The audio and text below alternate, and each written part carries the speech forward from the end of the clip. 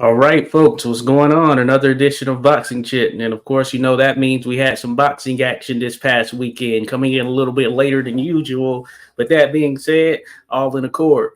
How's it going there, Boz, over on your end? Yeah, we are having some warmer weather lately, so yeah, it's pretty good. It's going better now. There was a lot of cold this month in general, a lot of cold weather. Yeah, Oh yeah, I know. Yeah, we're getting over some stuff. All the snow is melted here. We got a little rain yesterday, but as you know, rain, sleet, or snow, boxing has to go, and that is yeah, certainly while we're here. So while we are here as well, definitely thank you to those that will be listening live if you're here now, or are going to be joining, or those that will be listening on the replay. We appreciate you stopping by to hear us chat about boxing and join in on the conversation. Feel free to drop a comment and we will definitely check those out and get to them. And you know what? I got a shout out to Liquid Death here. Liquid Death, hey, hit me up. I can represent y'all. Come on. Hey, drinking this all the time. Beata, you already know the deal with that. But we're trying to do some things around here, keeping it pristine in the history of the sport of boxing, though, showing love. But before we get to that, shout out to those who have dropped in. Shout out to my man Skywalker Boxing. Salute to you there, Skywalker. Be sure to go check out his channel. Give him a like and subscribe. Matter of fact, going to be chatting over there with him on the Tim and Tim show tonight, 9 Eastern. So if you're available 9 Eastern to check out some boxing talk, be sure to nice. go subscribe to Skywalker Boxeo. But Skywalker Boxing, either way, you know the Mm-hmm. guy. You're going to get to know the guy, the Tim and Tim show. I'm telling you, it's going to be a treat. So be on the lookout for that. I'll post something as well. Shout out to my man Rodolfo Rivera Jr. in here. Says happy Sunday, y'all. Appreciate you there, Rodolfo. Give him a like and subscribe as well. You know how Rodolfo gets down. Rodolfo always in the mix, always showing love. And he's gonna be doing some things. Team 86, baby. Let's get it going. Liquid Death sponsor 86 already. Let's do it. Let's get no, hey, I'm working on it. Working on it, Rodolfo. Gotta get them in here. We're getting this stuff. So we gotta do it. Shout out to Melissa Ty as well. Says hi everyone. Appreciate you there, Melissa Ty. Hey, it's always lovely to have you jump in here. We always enjoy your comments, your questions, your feedback. So salute to you, Melissa Ty. Be sure to check her out as well, folks. Check out everybody. And then was there a fight night score today? Not today, there, Rodolfo. We might be having one next week. But be on the lookout for sure. They're gonna put it out and we're gonna let it be known when that exactly is. Skywalker says, I'm trying to get Morel or a Cuban boxing content creator that does a podcast with Morel. I'll keep you updated. That would be pretty dope, as Rodolfo there mentioned. Salute to you, Sky. Appreciate that. Yeah, David Morrell Jr., one of the best 168 pounders. Matter of fact, that's a great segue because the highlight of last night, as far as the main attraction, was 168-pound contest that took place between Jaime Munguia and not coming for Munguia, but Canelo Alvarez opponent, Zach Ryder. Or no, not Jack, John Ryder, right? John, yeah, I do this John. every time. Forgive me here. Zach Ryder, he was a Yeah, wrestler. And I never really watched him. I know him for some reason. right. So I always call John Ryder Zach Ryder. But John Ryder out of the UK, out of London, as a matter of fact, a particular section Yeah, of London. So John Ryder was in the building and they were in Arizona, 168 pounds. And Jaime Munguia, John Ryder, I would say put on a bit of a show. And yeah. the backdrop of this, I will note, as we had discussed on the last contest there, Boz, is Jaime Munguia is now working with Freddie Roach as a trainer. Mm-hmm. And Freddie Roach has helped to tighten up some things. I could see it visibly there last night, or at least I felt I could see that visibly. Now, he had some moments where he got into some brawling action, but that made for excitement. So keep doing your thing, Jaime. But he ended up picking it up the ninth round TKO. Let me know what your thoughts were on that, Boz. Well, yeah, I didn't see, of course, the whole fight, but I did see the highlights, and it looked like a really dominant performance by Munguia. Yeah, I was impressed just when I got up this morning and read that he had stopped Ryder. I was like, wow, that was impressive, of course, because Ryder was only stopped once previously. That was kind of early on. That was maybe it was a cut stoppage. I'm not sure, but it was like on a in a British level fight. So He went 12 rounds against Canelo and Callum Smith, and like wasn't even close to getting stopped by either guy. So I mean, Munguia really offensively, he's amazing.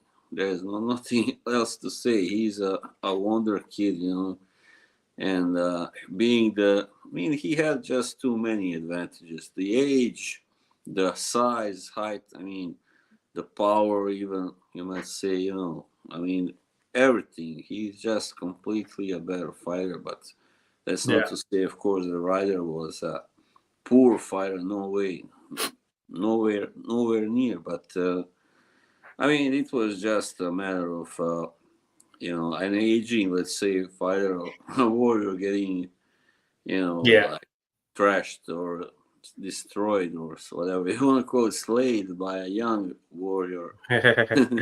Yeah. Young We've seen lion. that story in boxing for sure. Yeah, of course. You've seen it, like Eric Morales versus Daniel Zaragoza, for instance, and that kind of Oh fights. yeah. Yeah. It's one of those crazy situations.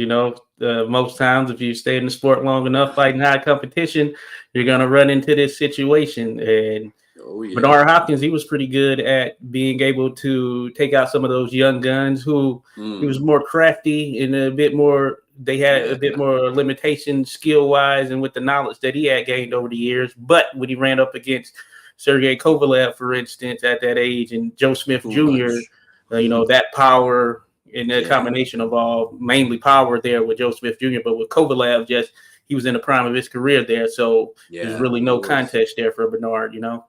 Yeah, he was just too good back then. Too strong.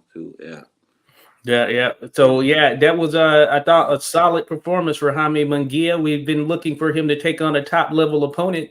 Hey, we can say John Ryder fits that billing. He was just in with Canelo Alvarez and put up a pretty solid showing, though Canelo did win that fight clearly. He showed that he did have a chin. Canelo wasn't able to get to him and stop him. Ryder's as tough as they come, and he took some big shots in that contest with Munguia. And he kept getting up until he couldn't get up anymore.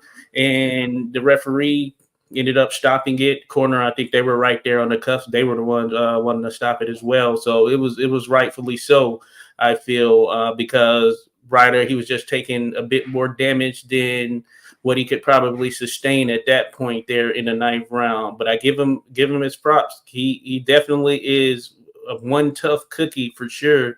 And I think that Jaime Munguia, as far as where he is, he looks to be in his prime to me, as far as just the tool set that he has, where he's at athletically, being able to put things together. Now working with Freddie Roach, I like the way he started the contest. He was pretty tight in there. We was working from a higher style guard, and he was being pretty crisp with his punches. He was really thinking. I know Oscar had said prior he was going to be a bit more scientific here in this fight, and I thought he showed that he had some of that, and I'd only imagine that continuing to work with Freddie Roach will make him better, and it's just a matter of who's next, Yeah, he's just, I saw Oscar was very happy with, he was really grinning about, because, there has been a lot of, that like he hadn't fought some good fighters in a while, and then always maybe look equally good in all fights, and had a tough fight against Derevianchenko, and this is what he needed, to get back, just to keep faith in himself, I guess, and and secure a big fight like soon, hopefully. That will happen hopefully this year. Maybe in the summer already. Who knows? Yeah, that would be cool. Oh yes, certainly. I agree with you there. Real quick, Melissa Todd says Tommy had an excellent performance last night. I'd agree. I thought he looked pretty darn good as far as where he's come from, because I remember he was very raw when he first popped on the scene. You could tell he had the size and athleticism, but a bit raw. And he's improved his game, no doubt about it. Kind of easy to hit, maybe also. Yeah, easy to hit for sure. Sure, you could definitely find him. Salute to Beagle who dropped in. Appreciate you being here, Beagle, per usual. as always, great to have you. Great to have you, of course. Be sure to check out Beagle, folks. Always great for the conversation. Skywalker Boxio had picked the ninth round stoppage in that prediction league. I think it's Champ Ross Boxing's prediction league.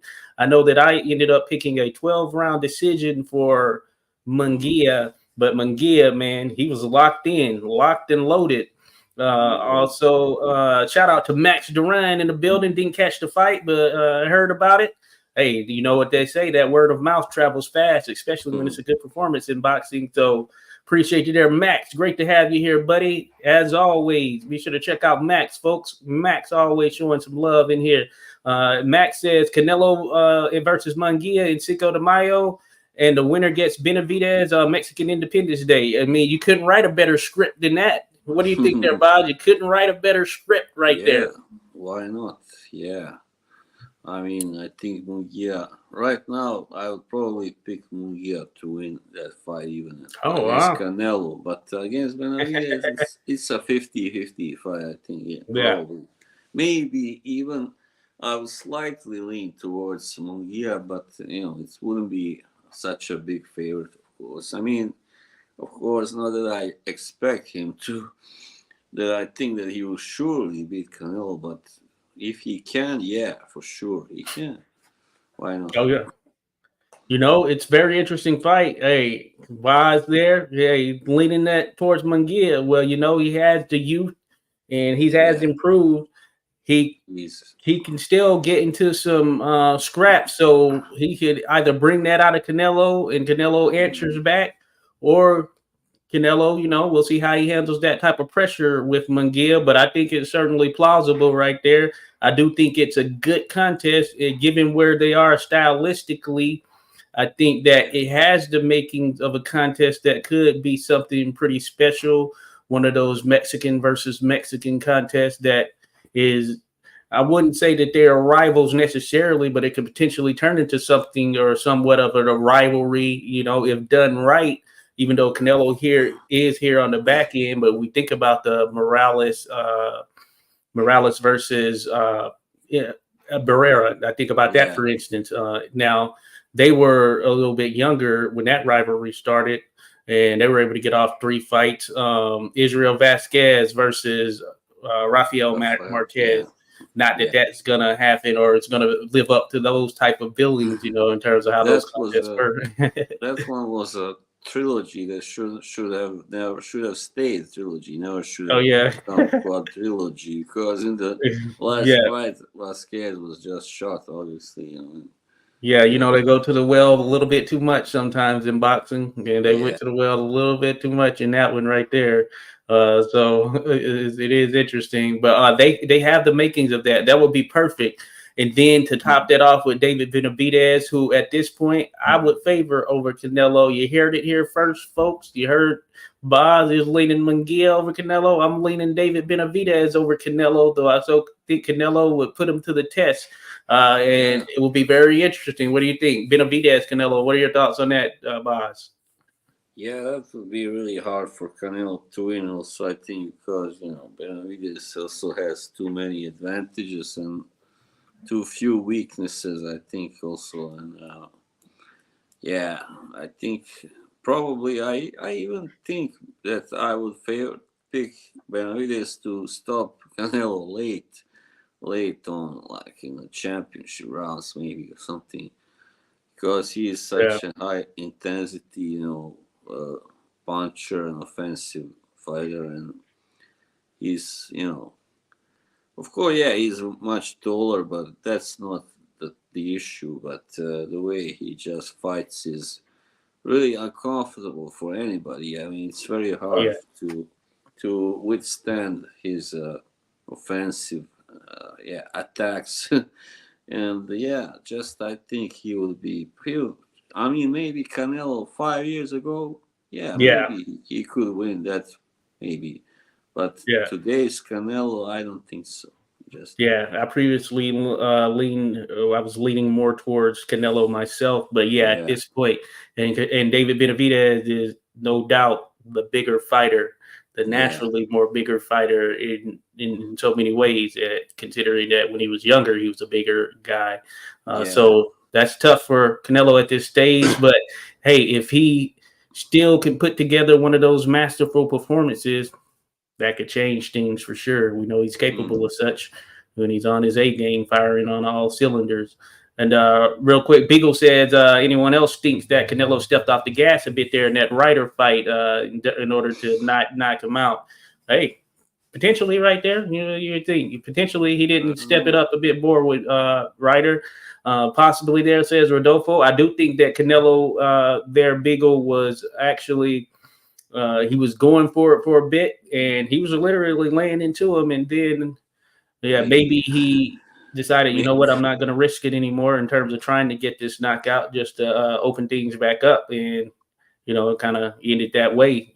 Give Ryder props for being able to take such as well as mentioned, but that's a very interesting kind of theory there. Or maybe he just ran out of gas, or that. Yeah. I mean, once when he lost to Bivol, his like invincibility myth was shattered, because for a long time he was, destroying guys, and winning like really like in a dominant fashion, like over Callum Smith, for instance. He didn't destroy him, but he really, really dominated.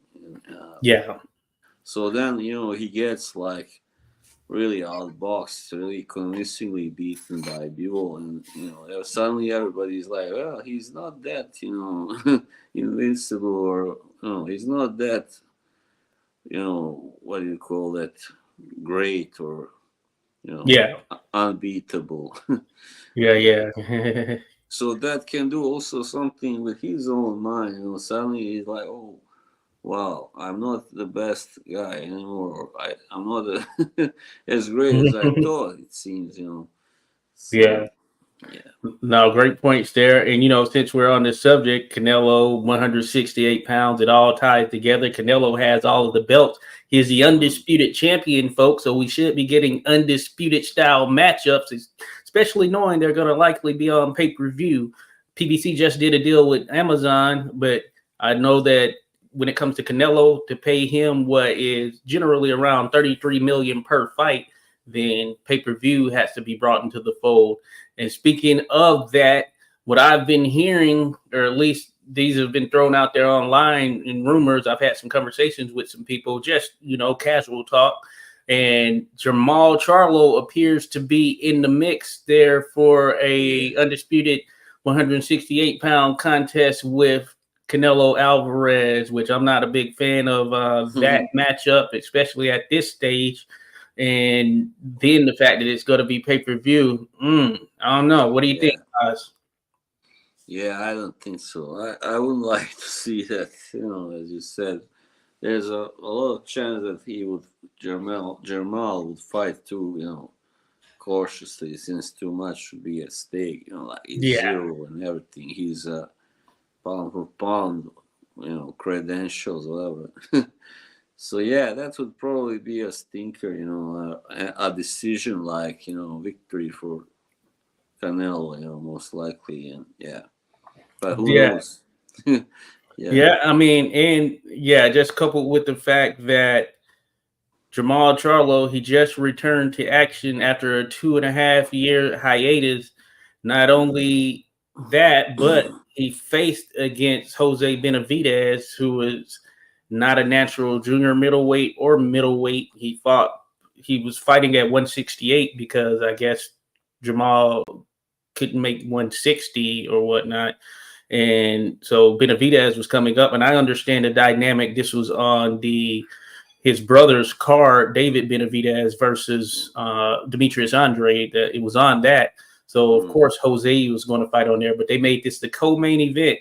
And you have a guy who's never fought above 154 and only fought once at 154, started at 140, going up against a guy who's a middleweight who started at 154, who hadn't fought in 2.5 years. And that was the co-main event on the pay-per-view.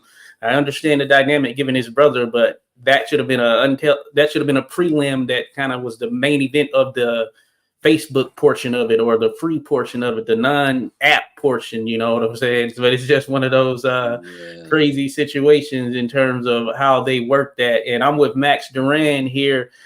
Please, not another Charlo. I mean, well, not another Charlo. We have these 168-pound bodies lined up, ready to go. David Benavidez, David Morrell, who we spoke about earlier. We have freaking Tristan Mbili. This is 168 pounds. We have Caleb Plant still out there. I'm just throwing him out there, but heck, I would rather see another rematch with him, as opposed to this Charlo at this stage and state of his career.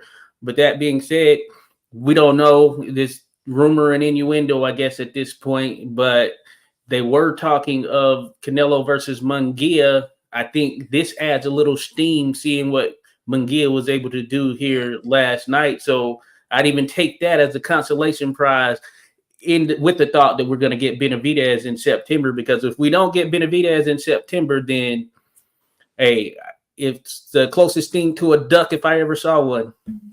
Yeah, indeed. Yeah, I don't think that would be, fair, of course, to Benavidez either. Of course, who has been out there, for a while now in the line, to face Canelo. Yeah. So now that he's also beaten Plant, and there's no reason to why he should not get that fight sooner or later. Yeah, definitely.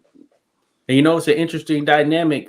We are in the 4-belt era, the multi-belt era, of course.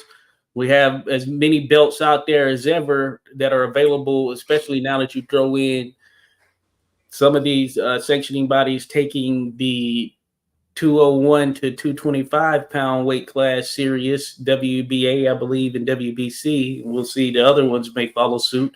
I actually got an email. It's a smaller sanctioning body. It's IBA, which is, I don't know, I'm assuming International Boxing Association or something, but it's one of these smaller sanctioning bodies. I guess I was signed up for some kind of email or something, but basically they're going to sanction the upcoming Jake Paul versus someone of these facing as a Bridgerweight championship for their sanctioning body, like a IBA Super Cruiserweight Championship or something they called it, to that tune.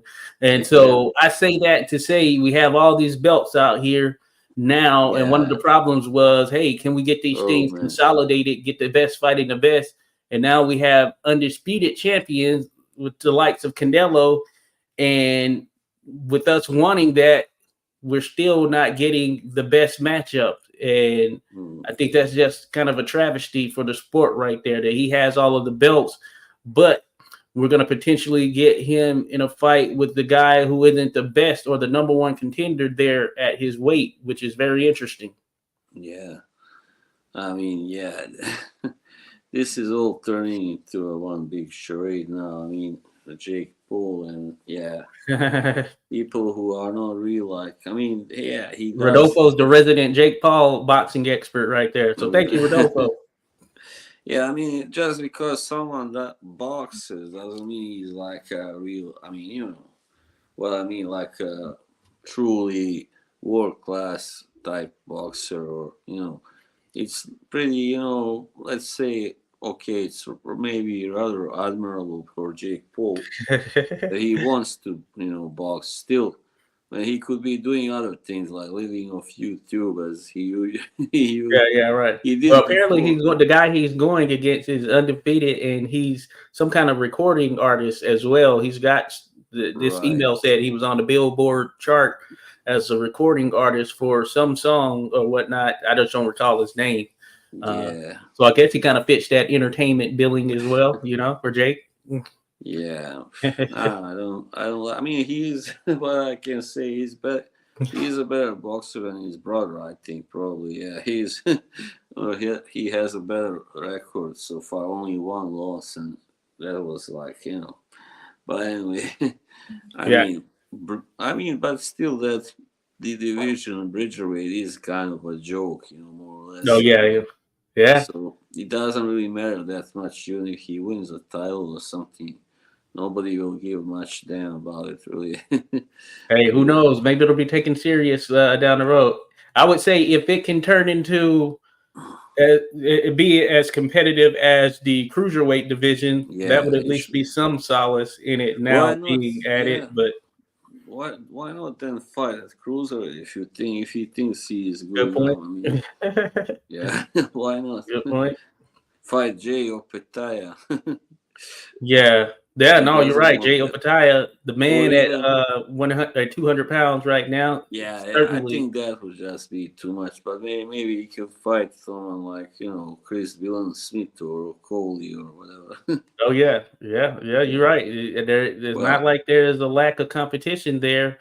I mean, yeah, cruiserweight always has some pretty solid competition. So you're right yeah. there. I mean, you can either choose. I do like the Amen.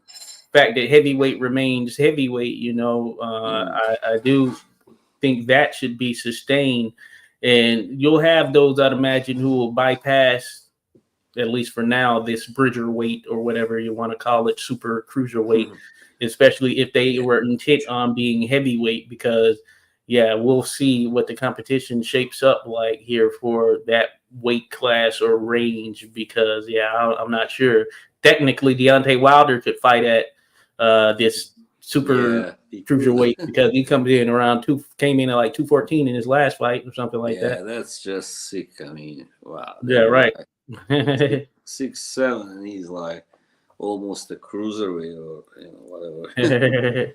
I We'll don't know. see. We'll see if that happens. If it doesn't Yeah, work out in heavyweight in his next fight, maybe he could take the reins there at super bridger weight or whatever.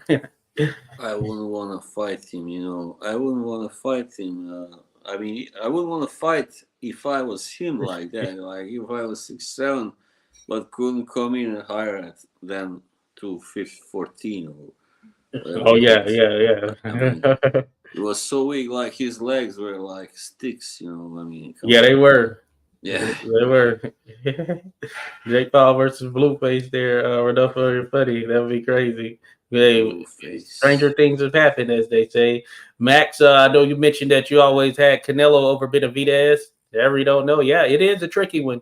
It's a tricky one. Will the now sort of wily veteran be able to take out the young gun who is seemingly on a force and tear right now? And I've traditionally, or at least in the past, had Canelo over Benavidez as well. But something about Benavidez, his determination, just kind of the mindset he's on right now. You got to really dig down, and we've seen great fighters do so to take out a guy like that, a young gun in their primes of that nature.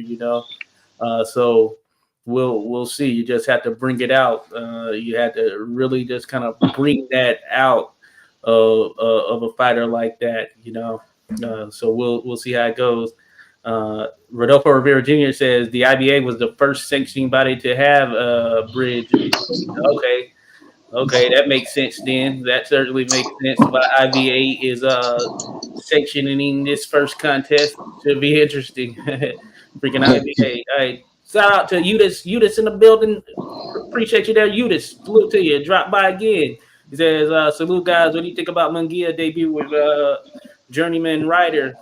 Hey, we thought it was a pretty solid one. We thought it was a pretty Yeah, solid one there. Udis, we kind of opened up with that. We thought it was a good performance by Jaime Munguia. He looked clean and crisp at times, and when he needed to drag him out into a war type situation, he was ready for that as well. And he stopped John Ryder in a fashion that was clear and dominant. Ryder looked like he had taken enough at the time of the stoppage. I think he was cool with it as well, just given what was coming trajectory wise. And hey, Jaime Munguia is no doubt a player there at 168, a welcoming addition to 168, I think, at this point. And it's some other names out there for him as well. So it'll be interesting to see who we could see him in there with next. Just thinking about that, Canelo, what do you think about not Canelo, but Boz? What do you think yeah, about Jaime Munguia versus Edgar Berlanga? You remember him?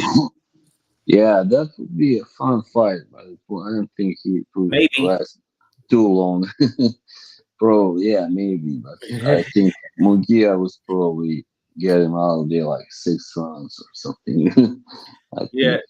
think, yeah, Yeah, I think that's an interesting one because Berlanga had a lot of fanfare behind him there for a good little bit. Of course, we know his last 4 or 5 fights, he's gone the distance and yeah, overwhelmingly hasn't looked too good in doing so, though he looked pretty decent against, I believe it was Jason Quigley who he took on last time out or something of that nature, got a victory over.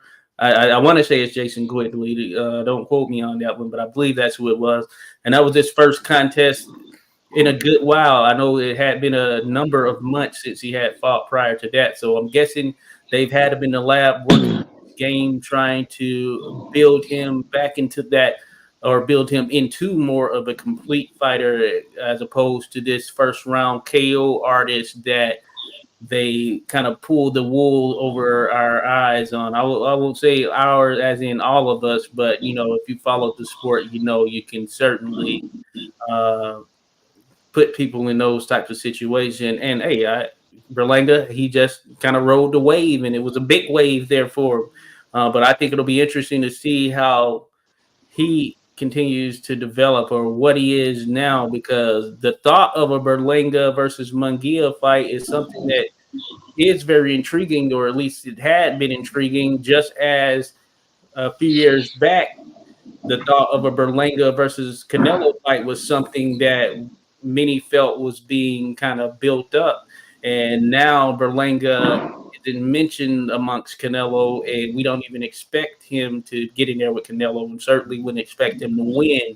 So I just brought it up because he's an interesting sort of case study, I guess you can say. yeah, yeah. That's Berlanga. Just yeah. I mean, there have been many like him, and will be after him also. There will come many. They just yeah. He he's just like a guy when he cannot knock you out, and he doesn't look good. He Yeah. struggles to win. And, Yeah. And that would be Mexican Puerto Rican rivalry too, yeah, right there. So that would make it interesting. But yeah, I think he's a one-trick pony. That's yeah, in some sense. In yeah, some sense, Max Duran says Canelo took Triple G's shot, but Triple G was out of his prime. Benavidez is in his prime. Certainly, yeah. That's certainly. a good point. That's a good point. Even though I don't think Triple G's power was that much worse than it had been, but he was certainly already, like getting on there, up there in age, like 36. So yeah, Yeah, 30. yeah. I think that's interesting. I think he was around 36 in the first fight, right? Yeah, Something I like think that. yeah, or was it 2018 or 17? Maybe I don't know. Yeah, I think it Because was 2018 yeah, then it was he was yeah or 36. 2017. It might have been 2017. Right. Yeah. Anyway, the second one, yeah, it was 2018. Anyway, Yeah. I think. And then the other one came in 2019, which was far past, or 2021, I believe, which was far past it, or 2020 or 2021. But I think it was 2021. So yeah, it's gonna be Yeah. really interesting. Now, Rodolfo Rivera Jr. says people are saying that Benavidez versus Munguia is gonna be on the undercard of Canelo versus Charlo. Interesting, right there. Now, I don't mind that fight, but certainly I think for my money right now, the best fight in boxing as far as the intrigue, what does it for me is Canelo Alvarez versus David Benavidez. I wouldn't want anything to get in the way of Mm. that. And of course, it looks like that's going to happen regardless of what the boxing fans or any others want. Maybe the boxing fans have a voice and we could demand something different. I don't know. But Benavidez versus Munguia, I take that. That seems like that would be a very exciting scrap right there. And hey, two big guys right there, even though Munguia has come up. Yeah. I lean Two towards big guy. Benavidez. I just feel like he's a force right now, but I think that Munguia would certainly Like yeah. engage. He would engage. I mean, body type wise, I mean, Munguia is you might say even bigger maybe than than Benavides, even though Benavides is a little taller, but Munguia is really, kind of big guy, like Bit fuller. broad. Yeah, broad and bull-like, strong. Mm. No, I'm with you there. Yeah. So that'll be an interesting one. Not without the Lord there, boss. Rodolfo says if that's true, I'm fine. I'll be fine with that since Canelo will face the winner. Yeah, let's hope that if that happens, that is the case. Well, let's hope that, or we can switch that around. If they're not going to do Canelo Benavidez now, we can switch that around. How about Munguia versus Canelo and Benavidez versus Charlo, since they have some back and forth history that they were getting at each other, jabbing each other, going hard at each other previously. So that would seem to make more logical sense right there if you're going to do the kind of double card thing. I was just wondering whether it was the thing that Munguia being so inactive, whether it was because maybe others also didn't want to fight him, It couldn't have been just his fault type thing, And especially 160, you don't have that many, like, of course, stars there right now, that could have a realistic chance against him, Yeah. So I'm just thinking out loud, like maybe Alim Kanuli, but maybe not even him, He looks like the stronger. He and Adames, I think, are the strongest contenders at 160. I mean, not just contenders, but strongest names. Yeah. Oh yeah. No, I'm with you there. I'm with you. I think you make some great points, and I was looking because Judas asked a very interesting question, guys. I also like to know your opinion on the PBC Amazon card that was announced. I was looking back because I knew that there's a Thurman versus Zoo and Rolly Romero versus Isaac Cruz. I was trying to see which one is the first card, or if I'm assuming they're not all on the same card. So I just wanted to see which one was first, but I don't know if you saw that there, Boz, but Keith Thurman is going to be jumping in with Tim Zoo at 154 pounds, which was kind of I guess you could say sort of a shocker in some sense. But Keith has talked about going to 154 before, so interesting. Yeah, he definitely has fought, at 154 before, and that's where he fought when I first saw him, But yeah, history, I think that's an interesting fight. But the most likely outcome, I think, is that Thurman gets gets a beating, because Tim seems like really on fire right now. He's on a roll. I mean, that would be interesting. Yeah, but of course, Thurman has the experience and the skills, so he can make it interesting. Definitely, I think. Yeah. So, good point there. Good points, Boz and Yudas. Good question there. So I'm seeing it. It looks like they are on the same card. So right now, at least from what I see, Tim Zoo, Keith Thurman, I guess is going to be the headlining piece of it. Then you're going to have Rolly Romero versus Isaac Cruz, the pit bull, who is going to be, of course, at 140, WBA title on the line, the WBA title that Rolly picked up from that fight with Barroso. That was controversial, I guess you can say, in some sense. You're also going to have Erislandy Lara making his much anticipated return to the ring against Michael Zafara. Now, in his day, of course, Lara should beat a guy like Michael Zafara, and it would be fairly convincing at this point. I don't know, maybe. We'll see. WBA World Middleweight title, if you believe it or not. That title, Erislandy still has the title. Interesting. Yeah. And then you have Sebastian Fundora against Serhii Boachuk.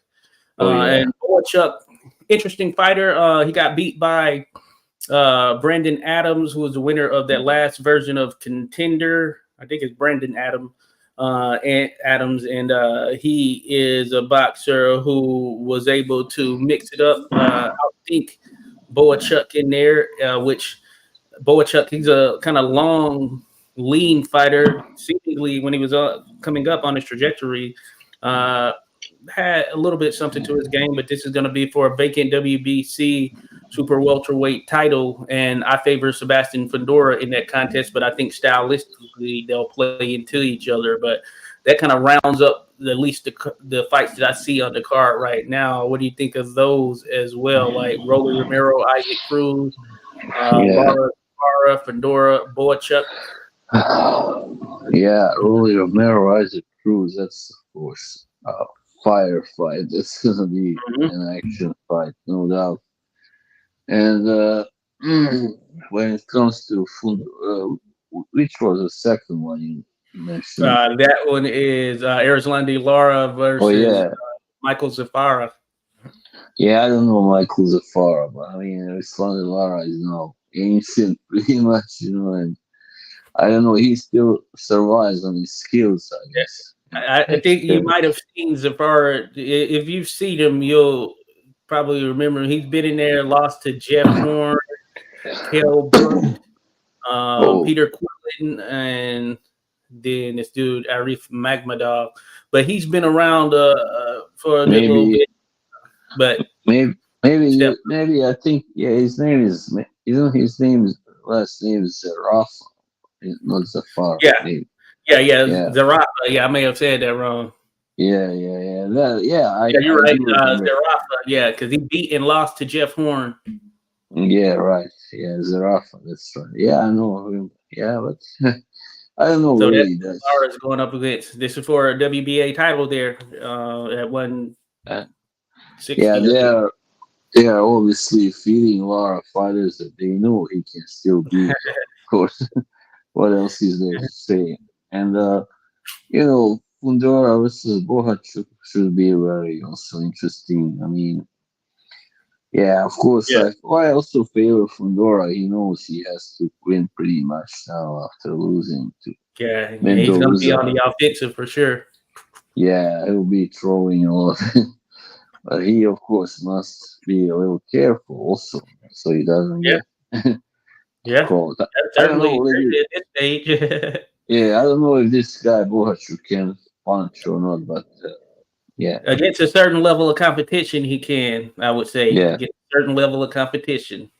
right. So he's not like a big puncher. But, yeah, Yeah, I don't know him to be a big puncher to that degree. I think, mm, yeah, you put him in with the right guy, yeah, he can get him out of there. I think he's Ukrainian, as a matter of fact. yeah. He Kind is, of yeah, long, lanky. Of course, he's not going to be longer and lankier than Fundora, but that being yeah, said, two long guys, somewhat. yeah. I guess, yeah, he's probably around 6 feet or something. Yeah, Yeah, he's somewhere in there. So definitely yeah. somewhere in there, maybe around that 6 feet, somewhere in there. So Kind of like that guy Zinziruk. He was yeah, also. he had that 1-2 down to a T. Zinzurich. Yeah, very good technician, It took him But far. It took him yeah, pretty yeah, he was like WBO champion for a while at far. Mm-hmm. 154, but then he moved up to middleweight, didn't do well, of course. Sergio Martinez caught him at the wrong time. Yeah, and also later he was stopped by Brian Vera. Oh yeah, Brian Vera. Yeah, oh yeah, Vera. He had kind of a late career like situation where he ended up Yeah, kind of having some resurgence. They were throwing him in there with a mix of different opponents. And was he the first one to beat Andy Lee? I think that was him, wasn't it? oh, was he Brian Vera? Was he the first? He Yeah, might have been. He might have been. it was that kind. I think Andy Lee was outboxing him, but then he got caught in like 7th round or something, and then got stopped. Yeah. Oh yeah, let me see here. Yeah, you're right. You're right. It was Brian Vera. But you know what's funny when you said Rolly Romero, I thought you said Yoel Romero. Like no way, he's a wrestler from UFC. Yoel Romero. Oh yeah, yeah. Oh yeah. Yeah. No, I know what you're talking about. That's funny, but I'm yeah, like, is he gonna box? Yeah, yeah. I'm like, no, not that one right there. Definitely not that guy. but he's a brother of that guy. What was his name? From Cuban, both of them. But Juan Pablo Hernandez. That's his half Oh, brother. I didn't know that. So that Yeah, Romero, the MMA fighter, is his brother. yeah. Oh wow, he used to Mhm. be what was he, cruiserweight? Yeah, Cruiser IBF champion. He was. Mm. Oh wow, yeah, I didn't know that. That's pretty interesting. I had to look Yeah, into that. big cruiserweight. No, he fought a little bit of heavyweight, but didn't do Yeah, well. yeah. Yeah.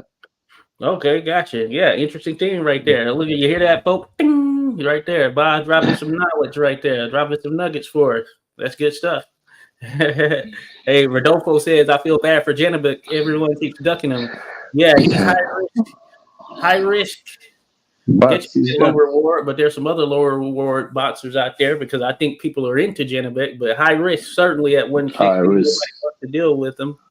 But now he's got two belts, so somebody should like be willing to risk it, to fight him. Arizona Lara doesn't want that smoke right now at this stage in his Nah, career. no way. But he would get smoked certainly. Oh yeah, Eudes Fernandez, yes, Zoo, Thurman, yep, Pitbull, all of them on the same card. Yeah, you're right there. Eudes, Fundora coming off of the KO loss gets a title shot. Very interesting. They're vacant now. I saw that Jamal Charlo got stripped of People love to all watch the titles, or but multiple, or at least one. I don't know if it's all of them, but it. Yeah. he hasn't I fought mean, at 154 since. it's all about, being entertaining. Had Fundora been some kind of dull technical fighter, I doubt he would get so many, chances. I mean, not right away after losing. I mean, in his next fight. But it is interesting he hasn't fought since then. That was a big knockout to Yeah, Mendoza. Heck of a knockout. Could have been a knockout of the year last year. Let me see. yeah, Sebastian Fundora. yeah. So He went nobody wants to watch those guys, very defensive fighters and stuff. Yeah, okay, so yeah, that was in April of last year. So he's going to be almost a year out. But I guess he needs some time to take, recover from that. So we'll see. yeah, He's going to look more the same in terms of his style. I don't think that's switching up at this point. I like Sebastian Fundora, fan-friendly style and fighter. So it should be an yeah, interesting. But yeah, the title shot piece of it. Hey, it's in a ideal world, we'd be getting Jamel Charlo versus Tim Zoo with all the belts on the line. But yeah. you know how boxing works, Who knows? Yeah, when that and if that will happen, when that only God knows. I think it's done now. It seems to be done now. It's no longer going to happen as far as I'm concerned. Only, who is Charles promoter? Actually, is it He's PBC. You know how those PBC BBC? guys are. Oh yeah, They're Al Heyman and company, the mysterious Al yeah. Heyman. Only so you can say only Al Heyman knows. Right. And Tim Zoo is not with PBC because, they make a lot of in-house PBC fights. So therefore, Right. I'm sure making that contest wasn't a priority, which is why we got that undisputed versus undisputed clash between Canelo and Jamel Charlo, which Yeah. didn't live up to the hype right there. Now, and we kind of talked about it, jumping 2 weight classes. Yeah, it probably wasn't going to work out. Yeah, that was just a bad decision to have Mhm. Jermel fight him. I know Jermel. I mean, come on. Oh yeah, certainly. Then you just mentioned Laura being over 40. Yeah, how old is Laura now? 40 what? He must be like, I think he's probably 40, Fighting since 4, 2008. 43 maybe, I don't know. Yeah, probably. Yeah, somewhere in there. But he is certainly up there. So he's 40. He's 4-0, 40 on the dot right now. But we'll see. Yeah, he started, With his birthday, April 40th, 2008. he'll turn 41, or April 11th, he'll turn 41. Yeah, well, that's when usually boxers now retire, like 41, 42. Yeah, he's closer to 41 than he is 40, I guess you can say. Before it was like 36, 37. There goes to show how much it has changed, that with the ages, how long they fight now. Like, because of, I guess the medical aspect has become better, maybe. Yeah, probably. Yeah. Mm-hmm. Then we have Yudis Fernandez versus Pitbull stealing Barroso's title shot. I'm with you there, Yudis. I'm with you. Hey, that rematch should have been in order, given the way that junk was stopped in that last contest.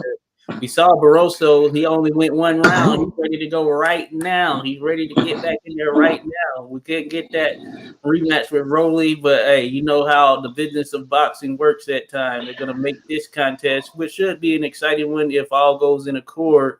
But yeah, Barroso certainly been coming up on the shorty end of the stick here, seemingly for his career. It's unfortunate. Yeah. Yeah.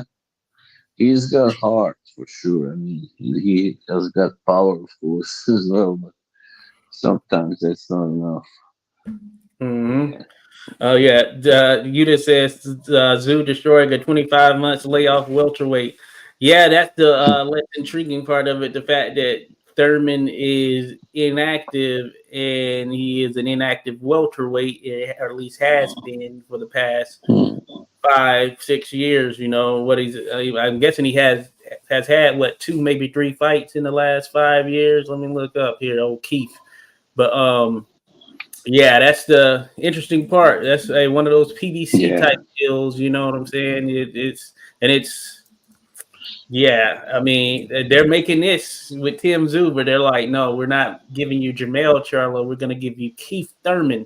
And hey, salute to Keith Thurman for taking the contest. But he's always game. So Keith did fight twice in 2019. He did fight twice. So since 2016, so Keith Thurman fought Sean Porter in 2016. Then in 2017, he fought Denny Garcia. Didn't fight in 2018.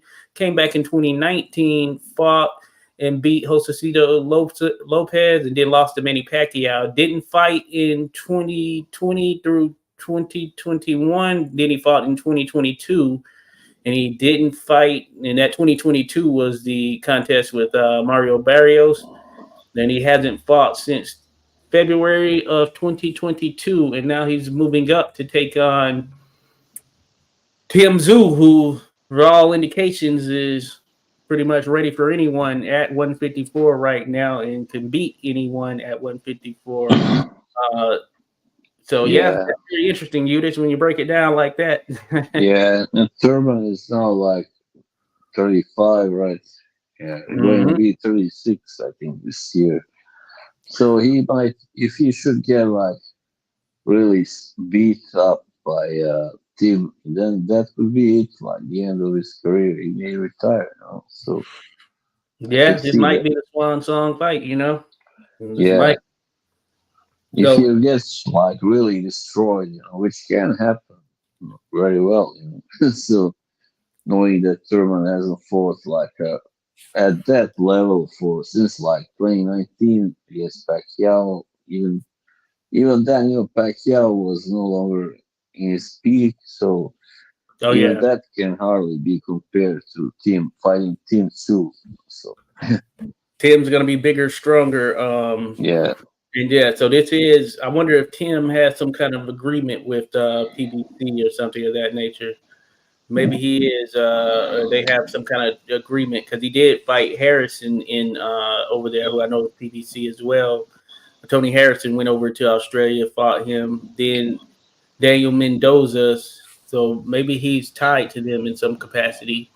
PBC or some agreement. So I'm sure they wouldn't be kind of headlining him if it wasn't the case in that sense. So we'll see if what this leads to. Maybe a good one that Carlos Adames is over there, so that might be a better fight at this stage as well. Carlos Adames, the Dominican fighter, he is, I believe, with PBC as well. I think he fights at 154, and he's an interesting player there. 160 actually. That's why I said. He's 160. Yeah, he's one of the best right now at 160, along with Johnny Depp. So yeah. Okay. So Okay. So that one's not happening then. But Carlos Adames, he's a name that's out there for sure that should be. Maybe we're thinking of of that guy Rosario Jason. I don't know. He is 154. Oh yeah, I remember Jason. Yeah, Yeah, Jason. Jason. Yeah, he had his up and down banana. banana. Yeah, He had his up and downs there in the sport. But cool. All right. So a lot of good discussion right there. I did want to round up the card yesterday. It also featured Oscar Collazo getting a win over Gutierrez, who was I think a Nicaraguan fighter. Oscar Collazo, the 105 pound, he's a 105 pound champion, minimum weight. And he's out of Puerto Rico. I think he has the goods. Stylistically, he looks good. I think he can battle through adversity, and he's a fighter to watch. I think he can be a star, especially for a smaller yeah. fighter. And he just has the looks and the goods. I don't know if you've seen him, but if you haven't, I'm saying check him out there. No, Bob. but I think he can be the guy for Puerto Rico to carry the mantle here for the next several years. no, but you talked about it last time. I remember. Yeah, a minimum weight, right? Minimum He's weight. Yep. So small guys. He's like 5'1", but yeah, big right. punch. Or at least he puts his punches together so very well that it looks as though Oscar. he's a puncher. He's a kind of boxer puncher, I guess you can say. But man, he can box. Yeah, So fun to watch. good. Yeah, I'll check him out. And then another good fight was Gabriela Fundora, the sister of Sebastian, taking on Christina Yeah, Cruz, who's a decorated U.S. amateur who's 41. She was 6-0 coming into the contest, and Cruz or Fundora, she's tall like her brother comparatively. So cause she's about 5'10", 5'11", or something like that, and she you could just see that difference. But she was getting outboxed over the course of the first half of the fight by Christina Cruz. As a matter of fact, I gave Fundora the first round, then I had her losing the last four of them. Yeah, the last 4 or 5 rounds or something like that. And Cruz was boxing well. Then Fundora started to catch up, started to cut the ring off. And when she started to do that, she started to tag her. And you can see her pressing her more and more. And she started to win this back half of the contest. And Cruz, at one point in the 10th round, which is the final round, kind of turned her back. She was down at first, and then she went to the ropes, holding her thing like that, and the referee stopped the contest. Some think it was a bad stoppage. That being said, she mm, put herself in a vulnerable position with her back turned and her not punching. She was just not punching for some reason. And it ended up being a TKO victory in the 10th round for Gabriela Fundora, which made things interesting right there, because had it gone to the cards now, it would have been in favor of Gabriela Fundora, wider than what mm. it should have been. I had it 80, I think 86 to 85 coming into the final round there, that 10th round, or 96, 91 or 2, 86, 85, I think is what it was. And so I think it would have been interesting. Fundora looked like she was going to take that round and likely win, or she was going to win on the cards, but I think she would have made a good comeback. Some people think that she won the first round or won the first 6 rounds, this being Christina Cruz. So it's one of those that has a little bit of controversy surrounding it, but I think a rematch would be pretty solid for them. I just wanted to bring that. I thought it was a good I time. yeah, I just wanted to also bring up something because on I don't know if you are aware, on Tuesday that was Yeah. Artem Dalakian, he lost Oh, a yes. controversial decision away in Japan to Oh, that I didn't know it that was guy. controversial. Interesting. Yeah. It seems. I mean, it is according to this article that I read. I haven't seen it. I mean, but that guy, his name was Aku, I think, some Akui. Yes. Yeah. So he was like, he didn't have that impressive record. So probably that was controversial. I mean, they Okay. said that Dalakian did outboxing like in most of the fight. So Interesting. yeah, Yeah. Flyweight he got champion Lakian. yeah, like he Former. did get kind of hit a couple of times with a big shot, but that was all. Like it wasn't that spectacular. What Akui I think did. Okay, I'm gonna have to Yeah, check that one out for sure, down, because I think Dalakian he's pretty solid. Yeah. Not a huge So name, but he had a title, and so this is yeah. right there. I saw that he lost the decision. I did. Mm. I hadn't seen it yet. And then Taraji, he beat Canizales in via majority decision. This might have been the one you were mentioning. That could have been one of those fight of the year style. Right. Back and forth. I'm gonna have to check that one out as well. This card went down in Japan, folks. And they happen pretty early here in the U.S., UK as well. As a matter of fact. So I haven't caught any of them as of yet, but I'm going to check those out. Yeah, they're like I think 10 hours ahead of me here. So in Japan, Yeah, and then I caught some of the card that featured Crocker versus Jose Felix Jr. Crocker picked up a 5th round TKO. I actually fell asleep in the first round of that fight. It was just because I was tired. So I didn't know what happened until here today. But I saw the fight before that. This Chevron Clark or something like that. He took on Tommy McCarthy. Siobhan Clark. He took on Tommy McCarthy and kind of beat him down in a sense. And Tommy McCarthy, an Irish fighter. He looks like he's going to be someone interesting at cruiserweight. Big, solid guy with a pretty strong punch. So someone worth watching. This card was in the UK over there. Then there were some other contests, it looks like, that went down, but I think we touched on all of the big ones that were present out there. Certainly a great discussion. And then coming up next week, for the sakes of things, we got Angelo Leo fighting on Friday on Pro Box against Mike Plania, who is a Filipino fighter. So it should be an interesting contest right there. Should certainly be an interesting one. Pro Box doing that. Then Ashton Silva is fighting on February 2nd against Falcao, the Brazilian fighter who has been around for a bit. So that should be an interesting one. Ashton Silva has looked good thus far in what we've seen. And then on February 3rd, Joshua Buatsi against Dan Aziz. I think it's Dan or something. That should be interesting as well there. That's the one I will look for to.